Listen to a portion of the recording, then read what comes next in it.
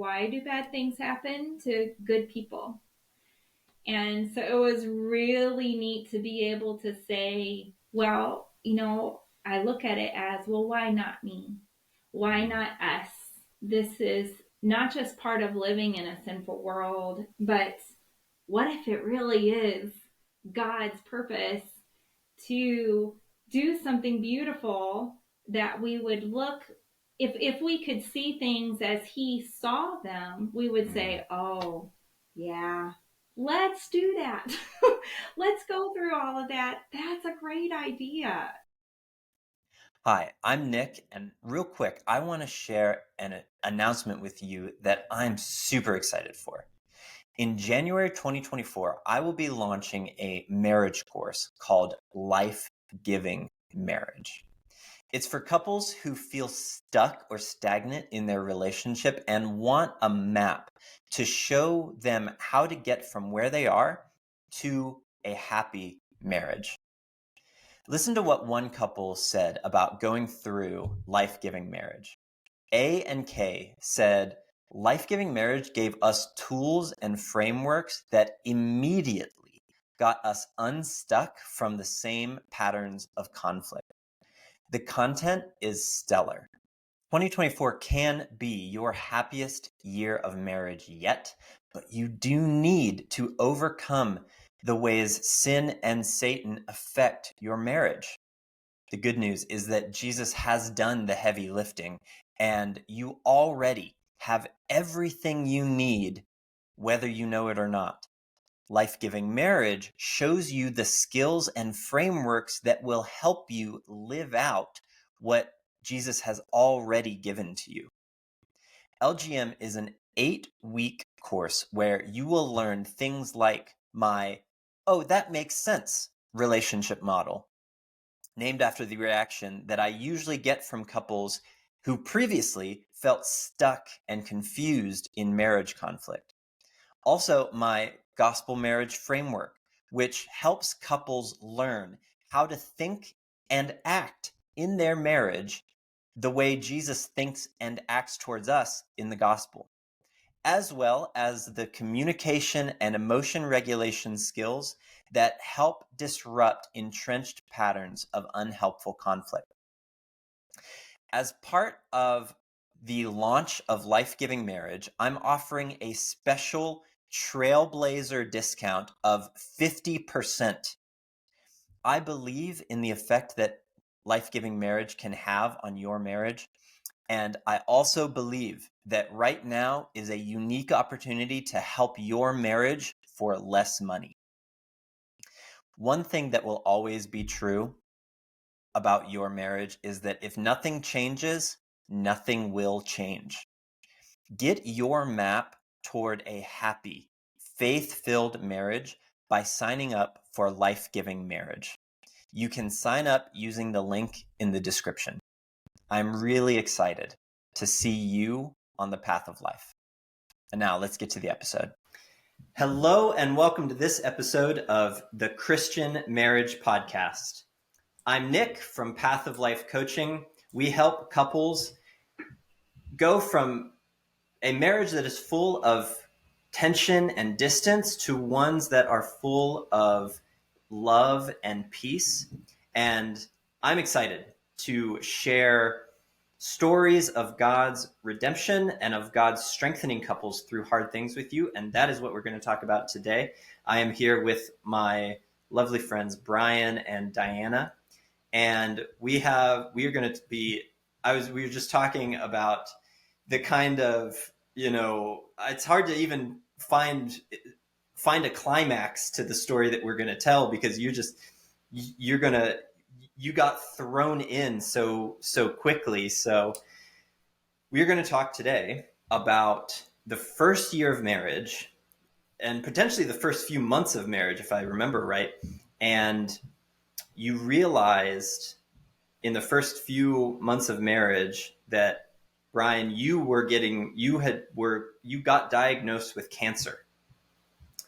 And we're going to tell that story of these babies in marriage, these utmost newlyweds walking through something that is just unimaginable for me to think about. So I'm excited to tell the story about how you made it through, what was helpful, how did you do it, and to share that story. So I really appreciate you guys being here. So let's dive in. So catch us up. So I kind of gave a brief synopsis, but start wherever you feel like is helpful and tell us what it was like from your end.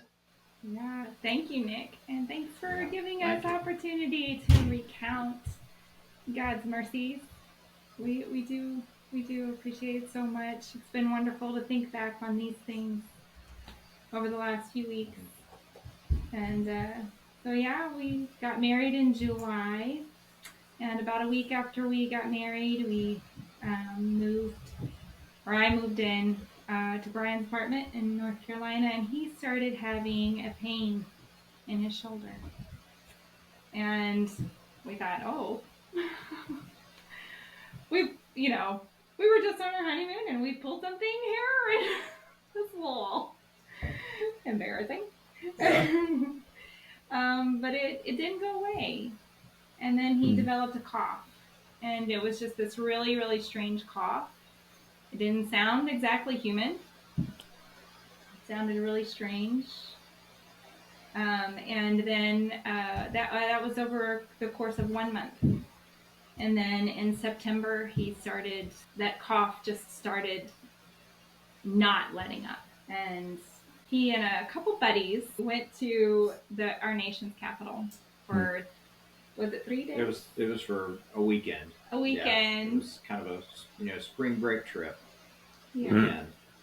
And they'd never been, so it was so fun, a trip of a lifetime kind of thing. But it was raining, and none of them had brought coats, or at least Brian hadn't. Well, none of us had really gone prepared, for the weather. The weather was terrible, but we wanted to try to get, see as much as we could in the shortest amount of time possible. So, we weren't, doing the bus tours and things like that. So, we were out, walking in the rain for hours and hours. Yeah, the whole time in the rain. As young men do, it's such a trope. I feel like you're just this young guy, whatever, we'll figure it out. We're guys, we can do it. And then he couldn't sleep at night because his cough got worse, and made it home, and was, unbeknownst to us, developing pneumonia. Oh wow! Okay. The mass in his chest was super fast growing, and again, unbeknownst to us. So by Monday or Tuesday of that week, he had pneumonia, and wow. We didn't know it. I guess it was Monday of that week, because I went on to work, asked him, do you need me to stay home and with you? And he said, no, I'll be fine. And he calls his mom about midday and faints while he's on the phone with her. Oh my gosh. He knew then he needed to go be seen and went to urgent care. His mom called his dad, and who is also, he's a hospital pharmacist, and said, something's really, really wrong with Brian. We need to get in the car and go. And they did. Wow. And I'm still at work. I don't know anything about this. Yeah. And he refuses to go to the emergency room. Because I can talk. Because mountain men. Yeah, exactly. It'll be fine. So he gets to the urgent care, and Brian is normally just very, he's got a very placid countenance, very pleasant demeanor. And he gets there and he's like, I'm having trouble breathing. Not a big deal. He's strong. He's 23. And I'm trying to convey this, to them, and they're giving me, here, forms to fill out. Fill out this form, or whatever, and I'm struggling to stand up, because my oxygen saturations are so low. Oh, Yeah. wow. Yeah. And I had Right. to, kind of slide to the floor and, sit down. Yeah, but he Wow. didn't at first. And the Lord was gracious. His father, Dan, called the urgent care. He just picked an urgent care that was close to us and called it and said, is my son there? They Yeah. said, yeah, he's right here. He's filling out forms. So he said, let me talk to him. And they did. They handed Brian the phone, and Dan walked Brian through what do you do? Okay, you need to sit down.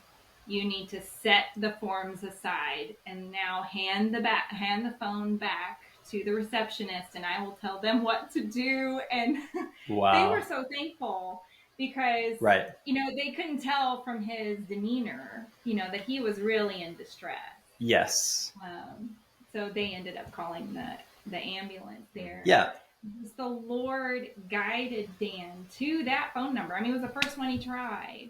Wow. And and he understood what was needed, what was necessary. Huge. So at Okay. that point, he went to the ER, and I had no idea any of this was going on. I had to be rushed to the emergency room, evaluating me, doing imaging, and Right. all. And they ended up finding out that I had a pretty significant pneumonia. Yeah. And so that's certainly not typical for somebody my age. Normally healthy Right. and all. Sure. And so they started treatment as you normally would for that. And over the course of a few days, they did some more imaging, and they noticed, well, whoa, there's something else here that's not just explained by pneumonia. With pneumonia. Yeah.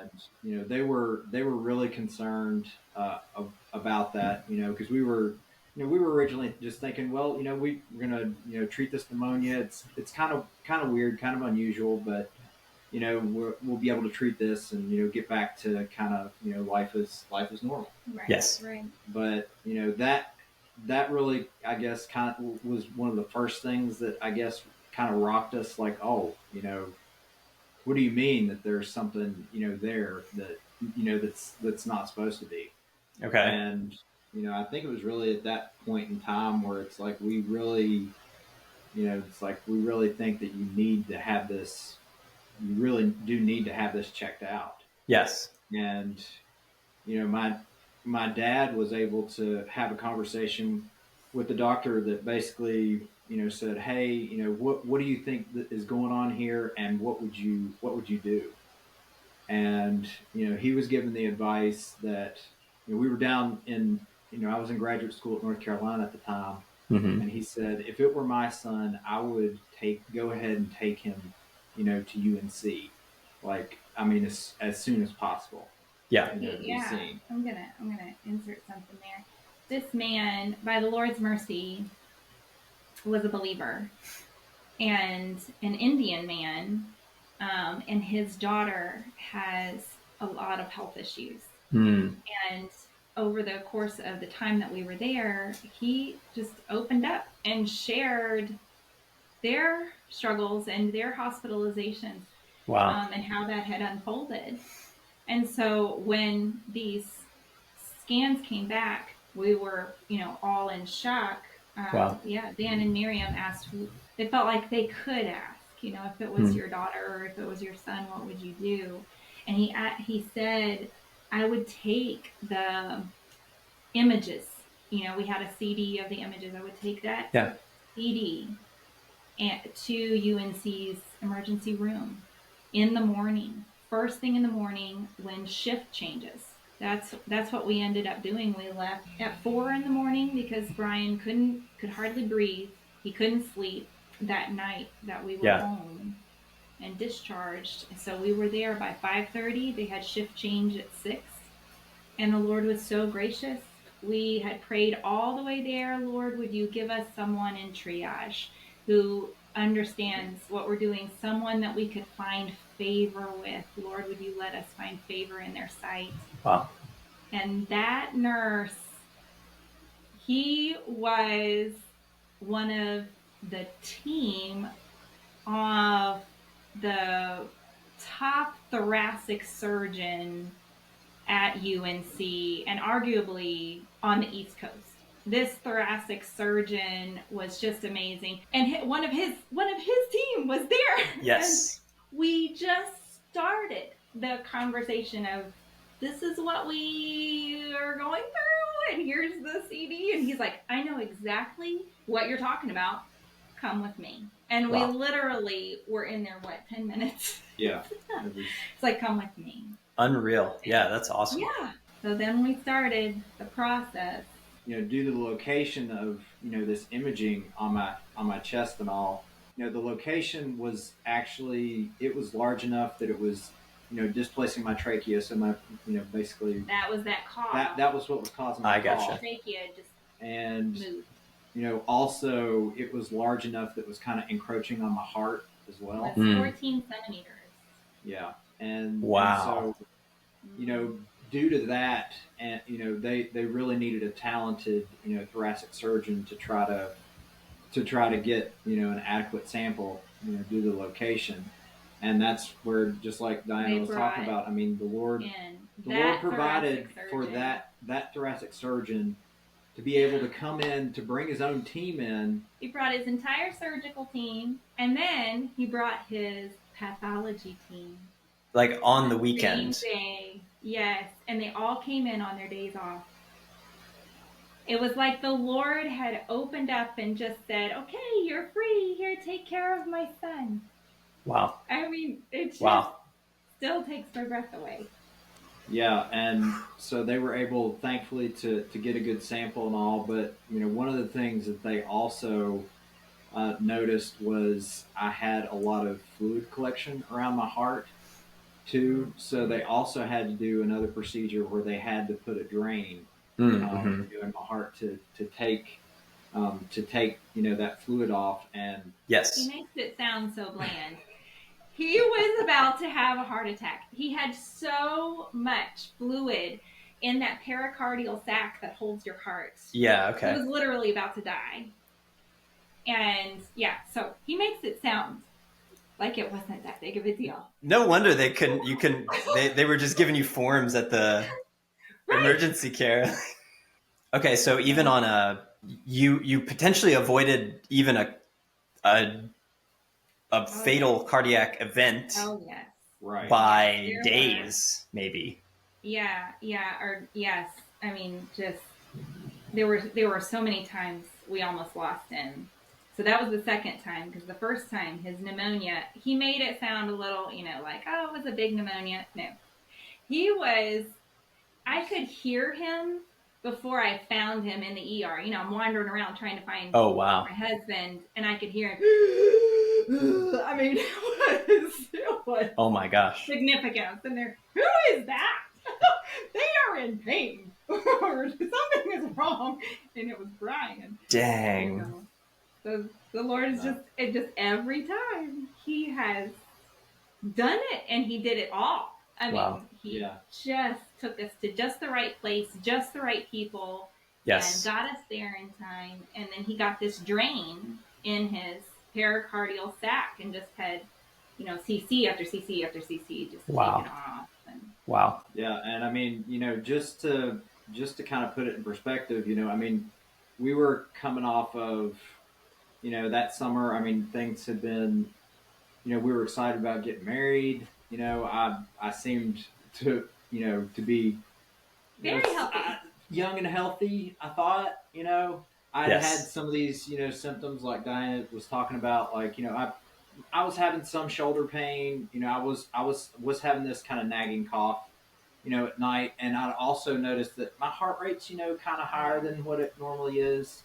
And, to go through, from that, going to school full time, being able to weight lift, do all these different things. I'd noticed some of those things, but they didn't impact, my life enough to, think, well, I need to get checked out or whatever.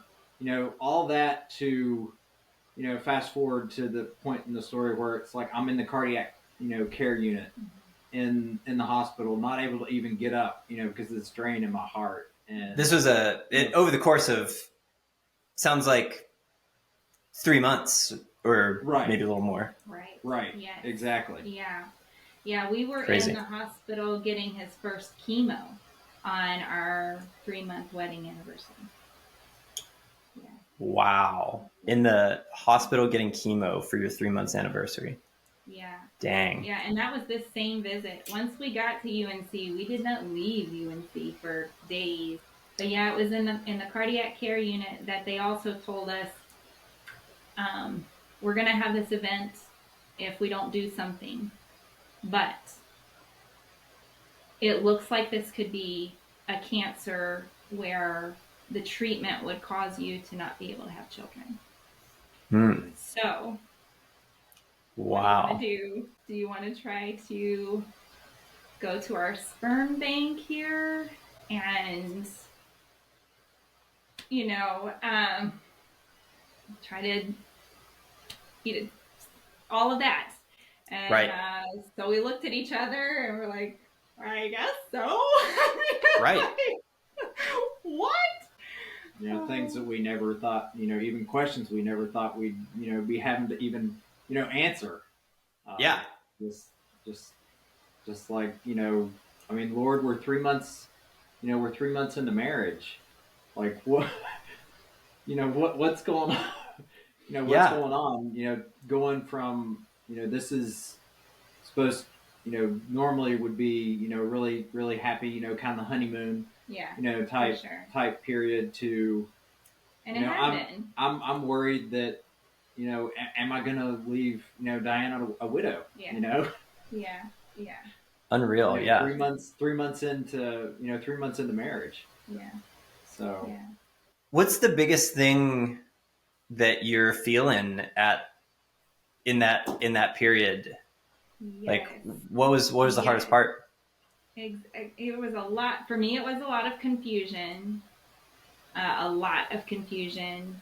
and very scary. Because I did, half expect to be widowed. Um, so a lot of fear and confusion, and yet there wasn't time to think. yeah. And I know that sounds silly, but there just wasn't. It wasn't. There wasn't a whole lot of time to cry. There wasn't, because we were confused and trying to bolster each other up. Yes. So Brian started very early, like in these initial hospitalizations, saying we're in the Lord's hands and that's the best place to be. I mean, even in the ER, we're in the Lord's hands and that's the best place to be. Wow. And it became the mantra, even for our whole marriage to this day. It is just, it was a beautiful discipline Yeah. to have to, yes, moment by moment be faced with. For sure. Yeah, in the moment, why was that helpful? Mm.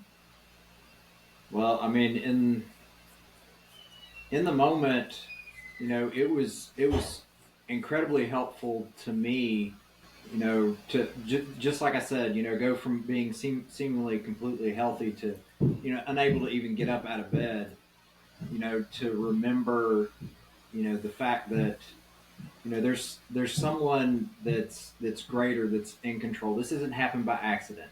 This isn't something that, is, you know, this isn't something that's a surprise to God. That was just incredibly, comforting to me, knowing that, this wouldn't be part of my plan if I could choose, what to go through, but this is what the Lord had ordained, for us to go through. And so, just that kind of mantra on, we're in the Lord's hands. He, even though we are trying to process, on the fly, we're seeing all kinds of different doctors. They're having to take me for emergency procedures. It's still, it's this isn't a surprise to the Lord. Mm-hmm. This he if we have our hope and our trust in the rock, then you know, come what may, the Lord. This is all being done ultimately for our good and for His glory. We so often think about that in the good times, in the good things that we quote unquote good things that we go through, but the fact is, I mean, the Lord uses hardship, He uses sickness, He uses all kinds of different things to help His people. And one of the things that He was really working on us was early on, it's like you need to trust in me, first, not seeing our identity, being bound up in the fact that, oh, well, we're, newlyweds, or I'm, going to Wow. graduate school, or, all these different things. But, our trust needs to be in, in the Lord. And, even though there was all these things flying at us, none of this was a surprise to Him. I mean, that at least for me and for us, was really comforting. Wow. Yeah. Yes. Seeing His gentleness with us, even in the midst of all the hardship. It does sound really weird, but there was a gentleness in so many things. One thing that occurred to us while we were in the hospital is we remembered that more than a year before this, when we had gotten engaged, we had planned on having a wedding Mm-hmm. not in the summer, but Oh. like in the following winter sometime. And we bumped up our wedding to July of Oh, that wow. year. And, just the Lord's gentleness to show us, okay, we need to be married sooner. We didn't know what was coming. We were just thinking it would be better if we were married sooner Sure. rather than later. Right. Just that gentleness of the Lord to bring us through to just that decision. Wow. Because if I wasn't His wife, they wouldn't let me near Him. With my white count being so low, being neutropenic, I mean, I just something as benign as I flossed my teeth too close to having really intense chemo, and I ended up having to go to the hospital, because of that, with fever, with my white count being super low, just very dangerous. what I'd done is I'd introduced bacteria in my system, just with something as benign as flossing, and not thinking about it. Oh my gosh. And so So the you wait, Lord, hold on. So you've flossed your teeth a little too aggressively, and So bacteria got into your bloodstream that ended up causing some real problems. major problems. Yeah. He That's ended unreal. up in a room that it's one of those rooms that has its own air ventilation system. Yeah, it's an isolation room. An isolation room. That's what it is. And I mean, everybody's gowning up to come in. Just because Wow. it was so dangerous. Oh my gosh. Do you still floss your teeth with that much gusto? I'm a little bit more cautious now. Don't do it quite as aggressively now. So I learned my lesson. I guess so. But Yeah. Wow. Okay. So I love that we're in the Lord's hands. There's nowhere else Yeah. that it would be better to be. And oh my gosh, the gentleness that even through this really incredibly hard, incredibly disappointing, incredibly confusing thing, you could just see kind of, He's calling you through a real valley, but He's with you and in some sense protecting you, in some sense making the journey as bearable as it could be. Oh, yes. And you had that sense right from the beginning, so that's incredible. Tell me the story of them confirming this is definitely cancer. Oh, yes. and everything Well, that meant for you. yeah, sure. So when we were initially there at UNC, they originally thought that this is going to be a very serious, you know, potentially very hard cancer to treat. Through the course of them, doing the pathology and all, they discovered that it wasn't nearly as bad a cancer as they were originally thinking. So it ended up being a large B cell lymphoma, which sounded terrible to us, but it was like, well, actually, in terms of the type of cancer that you could have, this is actually one of the best you can have, just in terms of it being highly treatable. It And has a cure rate. yeah, it has a very very high, not like a remission cure rate, but a Yes. cure rate. Oh, okay. And Yeah, there you go. me being a pharmacist too, like part of the regimen, like I mean, years ago, like a few years before this, Yeah. one of the drugs that was introduced to market kind of revolutionized treatment for the type of cancer that I had. Yeah. Wow. So I mean, So recent. even that was saying, it's like, wow. I mean, how the Lord is working. I mean, literally, kind of revolutionized, treatment for this cancer just a Right little bit before before, I ended up having, Wow. being diagnosed, with this cancer. Glorious. Wow. Yeah. And so even there, being able to look back on it and seeing all of the threads that kind of work together to where you see the Lord being gentle with you, you can look back on it and say, just be thankful for Right. this could have been so much worse. So much worse. Yes. And even though in the moment you didn't know all that, right? So right. We didn't know all that. Yeah, we were actually the Lord's gentleness extended to our bills. Yeah. We got married, and yes. he was off of his parents' insurance. And didn't have health insurance. This was before insurance was extended to 26 years of age and all that. So my dad had been really on me. That's particularly that summer. It's like, hey, to be responsible, you really need to have insurance. And I'm young, and I'm thinking, I'm young, I'm healthy.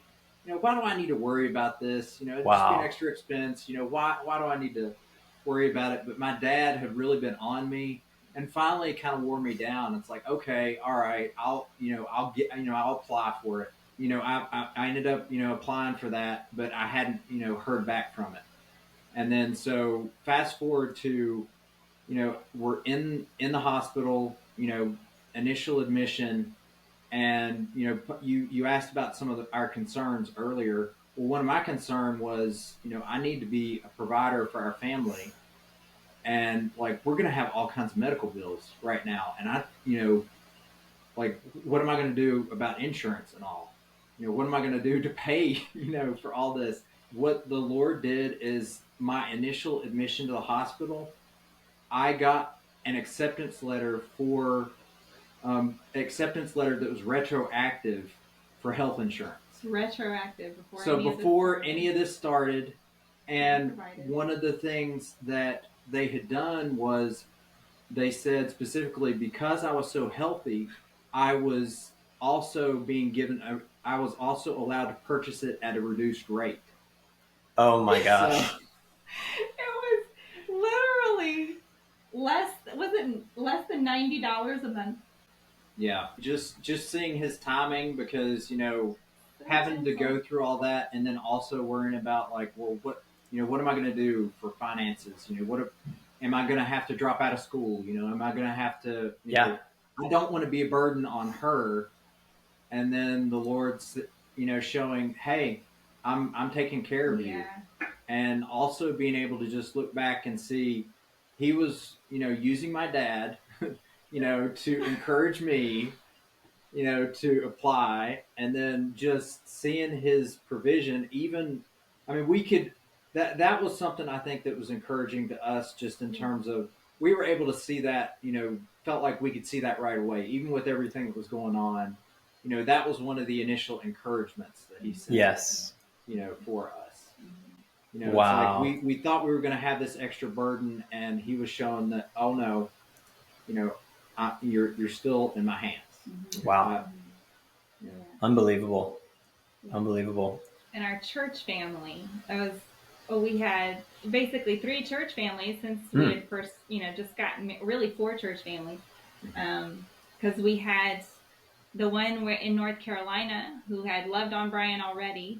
Right. We had his from back at home. We had mine from back at home. And then our church where we went to in college, they were my sending church because I served overseas after I Okay. finished up school. And we had these precious church families that contributed to our bills, mm-hmm. even with the Wow. cap. I mean, they Yes. covered basically the rest of it. I mean, and we didn't even ask. They Yeah. just sent money, and they sent cards, and they sent letters. They sent their love, and then they were praying. We had people all over the world praying for us. Wow. Yeah, that was one of the things that was so awesome to me. Just having contacts from her family and from where Diana had been spent some Yes. time overseas.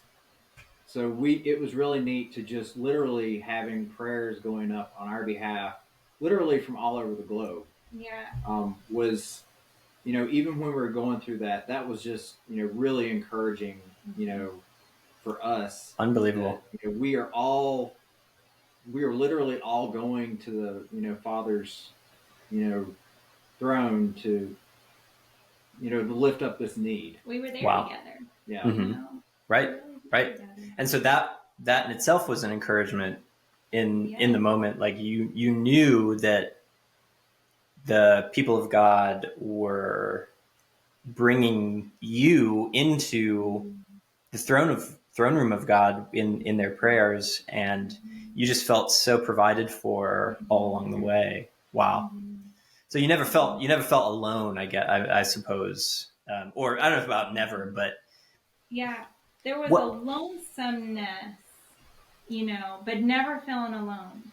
The lonesomeness would settle in. I don't know about for you, if you experienced that, but I'm just speaking for me.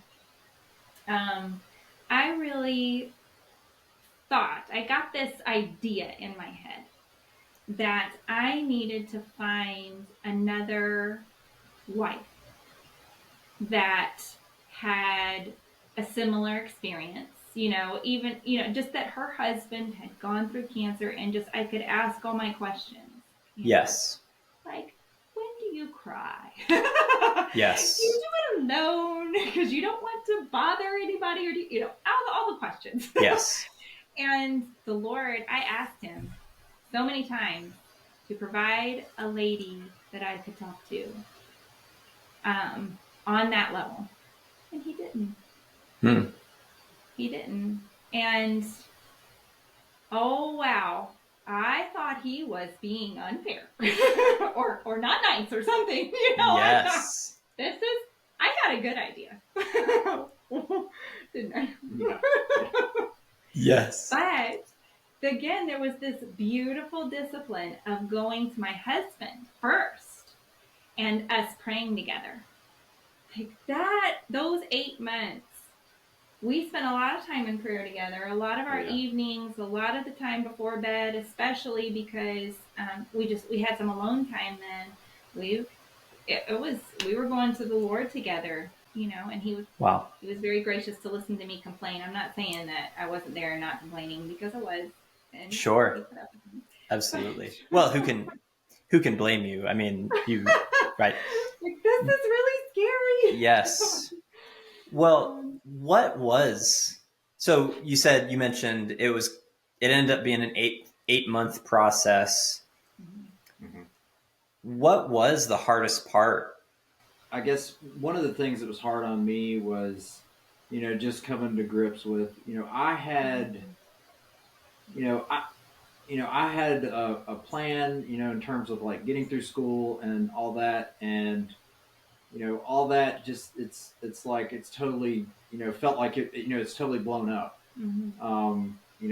I wanted to provide for her in a really good way and all, and then here I've gone from being, the provider to needing to be, really cared for myself, and just in terms of, what I wanted to do as a husband, what I wanted to do to be faithful to God's call to, to love her, I guess I was kind of wrestling with how do I do that, Lord? Like, I mean, because part of that should involve me being healthy, right? Being able to finish school and start, had good, good intentions about, working on debt, financial planning, different having things. a family. Yeah, having a family. Sure. Things like that. And then it's like, well, now we might not be able to have kids and, just all these different questions. Yes. You had this expectation of yourself as a husband and of what it would mean to be a provider and a good husband. And basically part of what the cancer did was it kind of forced you into a position where you couldn't be what you thought you needed to be. And it was neat to see him hang on with this solid faith that you knew had to be from God. I mean, there's just no way his faith could be that solid. His dad even spoke of it multiple times. Of Brian would he would literally close his eyes and say, "But we're in the Lord's hands." And it's the best place to be. Because it was hard you had to remind yourself, because I imagine it was hard to actually feel in the moment. Right. Especially when you're not like in the midst of all these trials and all, it's really easy to say, but it's one of those things that, is hard to live, I guess. And it's hard to, not just have it as kind of a head knowledge, but, really believe it and really live it. Right. And that's something that he was, working on us, working on me, working on her. I'm going to, take you through this process, with these plans that you had not intended. And, you are going to learn to trust me, more and more, literally, Wow.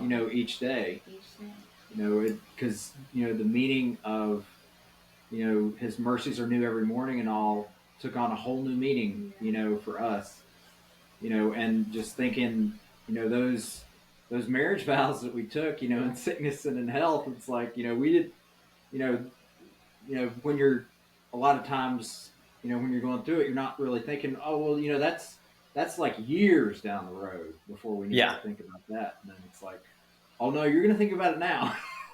In months. Yes. That's so interesting. So it was hard to maintain faith because the suffering that you were going through was incredible, out of nowhere. And even though the Lord was gentle on you in it, it was still terrible. What was helpful in your ability to keep hold? You mentioned kind of this mantra, maybe, that of we're in the Lord's hands. That's the best place to be, and that's a truth that you would kind of put your feet on. Kind of, even if your feet were slipping off of it, you like picked up your foot and put it back on. Yeah. What else? What else was helpful? And one of the things that the Lord provided for us was just like Diana had said, He provided the church and the church family, like, to come alongside us. Because one of the things that the elders did at the church where we were going to down there, even initially when I was in the hospital, they came and prayed over me, which was just very encouraging, to Diana, to my parents, to my family, and to me, myself. And another thing that the Lord provided was, one of our good friends back at home in the church, they had an elder's wife had suggested that, we need to listen to a series, on Daniel by a sermon series by a man named Alistair Begg. And that was just so incredibly encouraging, to us, how he was talking about Daniel and showing how the Lord was faithful because in the account of Daniel, he's removed from the promised land. He even has his name taken away. He is forced in basically, I guess, into servitude, and how the Lord was still, working and preserving him. And even in, some of the visions that, he, maybe even Daniel didn't necessarily understand, he was showing that, that I am the one, in control of these nations. And so, I'm in control. I will preserve my people. Yeah. Wow. And that was just really encouraging to us, in addition certainly to being able to be part of the local church. Just very solid teaching to remind me of the truth, Yes. and to just serve as a means of your faith is going to be bolstered through what you're going to go through, Yes. and through word, through prayer. Definitely. I mean, like to be able to say, well, it was, here, here's a magic thing to do or whatever. But no, I mean, it's, the word, it's prayer, it's, his people coming alongside. Unbelievable. Many Yeah, of those, exactly. things that honestly we tend to take for granted. I think it's so easy. I appreciate you saying, like, I think we look for this. What am I doing? What do I have to do? What can I do? How do I make things better? But I mean, scripture tells us these things are the helpful things, prayer, community with God's people. And, we can overlook them. Yeah. So one of the hardest parts really was I had to go back to work. I really wanted to be there and take care of him, and just not leave him, you know. Um, and I had to go. I had to go back to work, and it was difficult to even concentrate at work. But the Lord was gracious. I was teaching children, and so they're really fun and funny and difficult, and it was a very difficult year of teaching. Um, but there just wasn't opportunity to do what I wanted to do.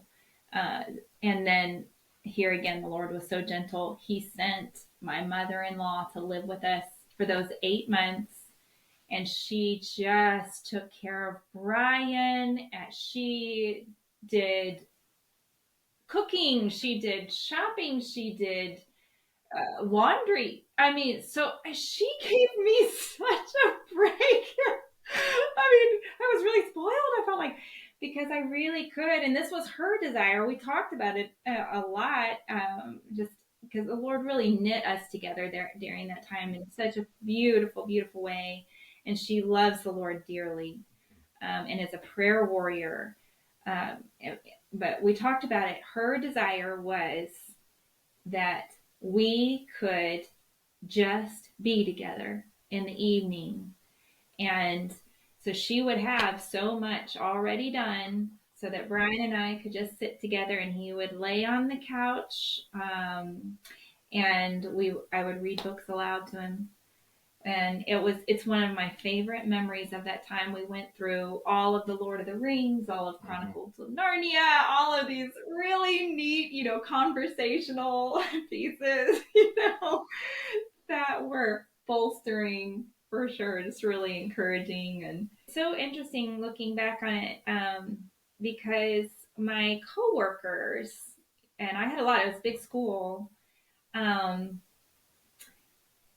they could tell that the Lord was working in us, and they would ask about it. Like, I don't understand the hope here that you have. And a lot of times it was, why do bad things happen to good people? And so it was really neat to be able to say, well, I look at it as, well, why not me? Why not us? This is not just part of living in a sinful world, but what if it really is God's purpose to do something beautiful that we would look, if we could see things as he saw them, we would Mm-hmm. say, oh, yeah, let's do that. Let's go through all of that. That's a great idea.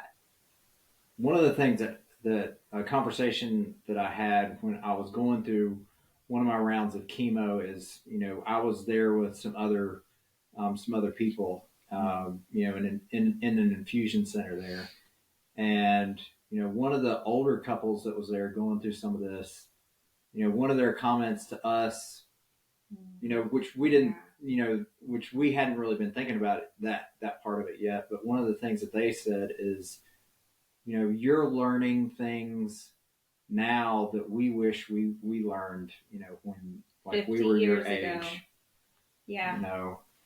and so that was neat for us to be, I guess, just reminded of, to be aware of, just that, that I mean, the Lord is really still, working through us. It is something that's good. This is not a mistake. Right. Right. This is part of his plan. This is not an interruption, of his plan. Yeah. It's an interruption of my plan. It's an interruption of, me wanting to exert my will, because this is not what I would have chosen, but the Lord was just, just like hopefully this theme's, coming across, just saying, I am the one, I'm the one to trust. You come to me, with a childlike faith. Mm-hmm. And there is no other. Yeah, and there is no other, because, it really brought home just that, he invites us to cast all of our cares, all of our concerns on us, and, to do it with a childlike faith, because, it's particularly, now that we have kids, it's a beautiful picture, to us, on just how much, I mean, really, really small children, they depend on you for everything. Skin their knee, whatever. It's just instinctive. They come, they come to you. They want to be comforted. They want to, your protection and all. And the Lord was showing, this is what you need to do with me. Yeah, that same couple, I remember seeing them and just so appreciative that they would say it, that they wouldn't just walk by and think it, but that they would say it to us. I'm so thankful they did, because another lesson from that for us was to cherish each other, to know that the time is short. Not that our treasure is in each other, but it is a treasure, a special blessing to get to be married, and to cherish, knowing that the time is short, that we're not guaranteed tomorrow. Yeah, and that really helped us with, like, how the pet peeves, and that kind of thing. We didn't, or I didn't really start noticing a few little things that were pet peeves until we had been married like 12 years. I mean, it was a pretty powerful lesson. And then when I noticed them, I was like, oh. No, I need to remember that lesson from my first year of marriage. Cherish each other. You don't know that you will have tomorrow, But I remember that day noticing, like, oh, he does that, and that bothers me. And then, okay. Cherish each other. What advice would you have for couples going through cancer together? Go to a hospital where they see weird things all the time. Just go to a hospital where they see weird things. I guess it's tempered me a little bit on, there are certain things that the Lord hasn't necessarily called on you to just pull up your bootstraps, and just, soldier your way through them. There are certain things that, that he's trying to tell you, just in terms of, you need help, or you need to. Yeah, it's responsible things. Yeah, Mm-hmm. because I wanted to be strong, wanted to be you know just in terms of Diana be able to lean on me, but the which I did. Yeah, which I mean, even in his weakness, she was doing, but it's like it's in combination with first you're leaning on the Lord. Yeah, you're not. So it was so many things we still try to do, and I can still struggle to try to do in my own strength, but to remember that no, we need to rely on the Lord, as our source of strength, because it's so easy to slip into that trap of, well, I need to do this, I need to, and he calls us to action, certainly, but in terms of take all these things to him in prayer, seek godly counsel, seek medical advice and all too, be in the Word. Yeah, be in the Word, because it's living and active. He's using it, and be in the Word. It's not just one thing. It's kind of like a collection, I guess, of all these things we would want our old selves to know. It's like pay attention. These things are very important. They may not seem like it in the moment. It may seem overwhelming in the moment, but the Lord is faithful, and you are going to be blessed to look back and see how he worked through all these different things. I mean, because even like at the beginning of the story, can look back and see, well, you know what? It was a blessing that I got pneumonia, because who knows how far it would have advanced? Who knows if I might have had a heart attack if I had not come down with that pneumonia and they discovered that I had this mass. I mean, just how the Lord worked through something that I wouldn't have wanted. I mean, I didn't want to have pneumonia, but he provided for that to get the ball rolling on. Oh, we discovered this when it was still, I mean, it was huge already, but it wasn't. It was manageable. Exactly. And we can just being able to look back and be able to recount God's faithfulness, and just we kind of feel like it, in some ways, we're looking back with the eyes of faith, seeing, oh, he was, he provided those, people to come alongside. He provided that doctor, like on that weekend. I mean, he, provided for this medication that was like revolutionary for treatment of my condition. I mean, just being able to, and honestly, he's provided opportunity for us to recount this story to friends, to family members, because one of the things that I also saw was some of my friends back at home that were had kind of were not walking with the Lord. This was like, whoa. I mean, he Brian, he's like, what, 23 or whatever, and he's going through this, like, what, what's going on? What are my priorities? I mean, I need to be thinking about, those things, those truths that I was taught, in the church, growing up. Yeah. So. And then the family of God, like, just don't do this alone. And this goes for every young couple, because you don't know what you're going to face, whether it's good or bad.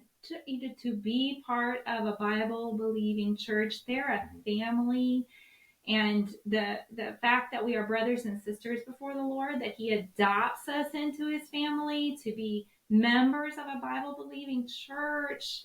Oh my goodness, the blessings that come with it. And there are trials, yes, but I mean, we're people.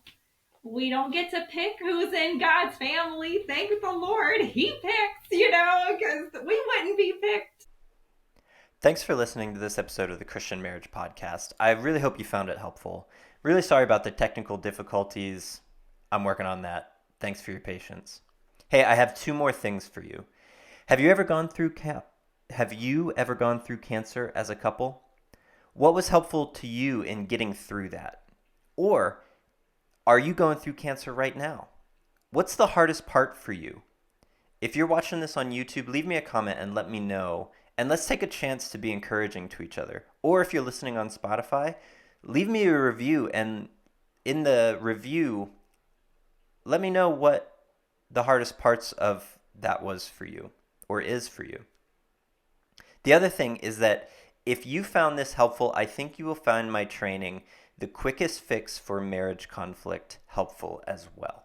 There's a link in the show notes, so go and grab that free training so that you can continue to build a strong marriage. Thanks so much. Blessings.